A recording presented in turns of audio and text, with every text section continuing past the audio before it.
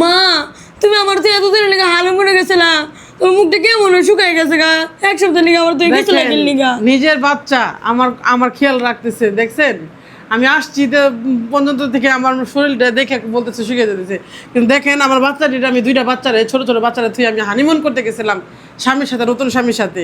আসলে আমার বাচ্চাগুলো রেখে গেছিলাম, আল্লাহর কাছে দিয়ে গেছিলাম, আল্লাহ মালিক ভালো রাখছে, ওদেরকে সুস্থ রাখছে, এটাই অনেক কিছু। দেখেন ওর কি চেহারা। তো মাহিন তো তুমি কি জানি মা ছাড়া তুমি কষ্ট হয়েছে না? ও মা তুমি আমার তুই গেছে লাগিল নিগা।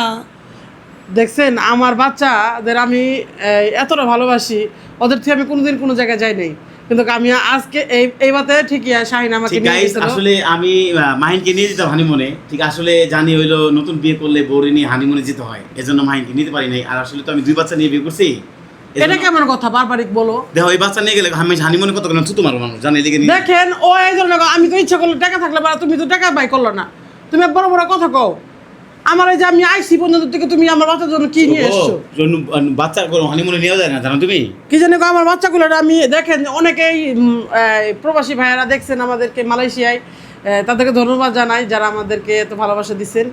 মাহিনকেও চাইছে অনেকেই, মাহিন জানো তোমাকে অনেকেই দেখতে চাইছে। সত্যি মা তাহলে আমি নিয়ে গেল না গেল নিগা, আমি যেতে চাইছিলাম। তোর বাপ খাটাইস, বাপ তো তোমার নিয়ে গেল না। যাই হোক তুমি একটা কোরআন তেলাওয়াত বলো মাহিন, তোমার কি জানি অনেকেই হানিমুন করে কেমন লাগতেছে মাহিন তোমার? আলহামদুলিল্লাহ আমার তো অনেক ভালো লাগতেছে। যদি তোমার মা দেশে ফিরছে তাহলে সুস্থ সবলভাবে ফিরছি না মা, মার জন্য একটা কোরআন তেলাওয়াত বলো ইনশাআল্লাহ।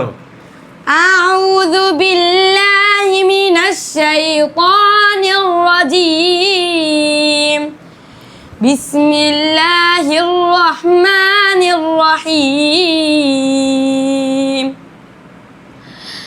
তাবারাকাল্লাযী বিয়াদিহিল মুলক ওয়া হুয়া আলা কুল্লি শাইইন কাদির।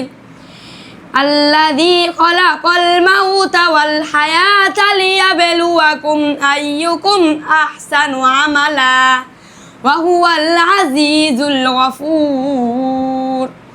আল্লাযী খালাকা সাবআ সামাওয়াতি তিবাকা মা তারা ফি খালকির রহমানি মিন তাফাউত ফারজি'ল বাসারা হাল তারা মিন ফুতুর।